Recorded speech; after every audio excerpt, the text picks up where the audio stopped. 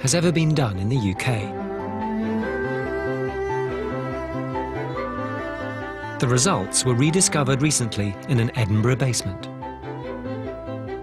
If you want to know how our intelligence changes as we get older, these results are a potential goldmine. We brought hundreds of people back and we got them to sit the exact same test that they had sat when they were aged 11. Now these people were now 79 or 80 years old. We gave the same instructions, we gave the same test, and we gave the same time limit. It was a little stickier than I thought it would be. I walked through it quite happily, quite honestly. I felt I must have been very bright at 11 if I sat that exam and passed. There were some intriguing results. Almost everyone had a better score at 80 than they did at 11. But some had gone from being just averagely intelligent to a much higher level. Now that's what really drives our research. We're interested in why have those people who've gone from IQ 100 at age 11 up to 110 or 120, well, what have they done right? What can be the recipe for successful aging?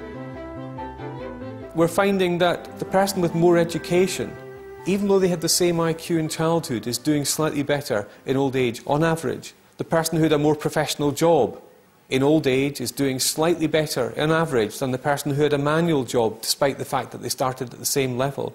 The people who smoked have got slightly less good mental ability than you would expect. What's even more remarkable is that the kids who had higher IQ scores at 11 are the very ones still alive today. So it seems high IQ in childhood is good for survival. Maybe an IQ score is a record of how well wired together your brain is, and that might, highly speculative, that might be associated with how well wired up the rest of your body is.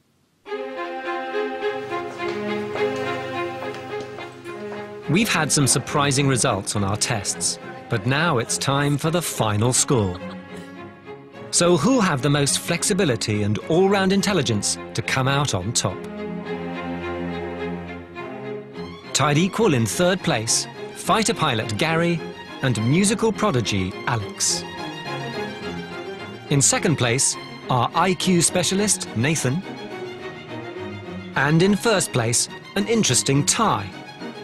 One of our winners did fantastically well on the standard IQ test, but the other one wasn't even in the IQ test's top 3. Taken across all the tests, quantum physicist Seth Lloyd shares highest scores with dramatist Bonnie Greer.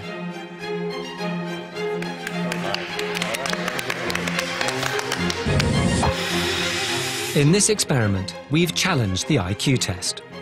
In some ways, it stood up well.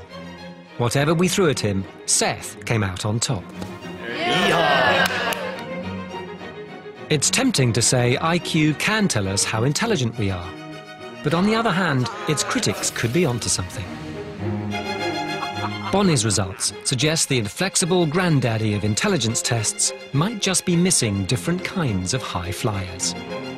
It seems that labeling people clever or stupid needs an awful lot of care and intelligence. I thought the test was silly, and I don't believe in measuring intelligence by any kind of number. But I'd like to thank the BBC for bringing me together with a bunch of really smart, wonderful, brilliant people. That's what I really like. To join Bonnie Greer, Vivian Hill and Thomas Chamorro Pre-Music discussing tonight's programme. I don't know what's this about.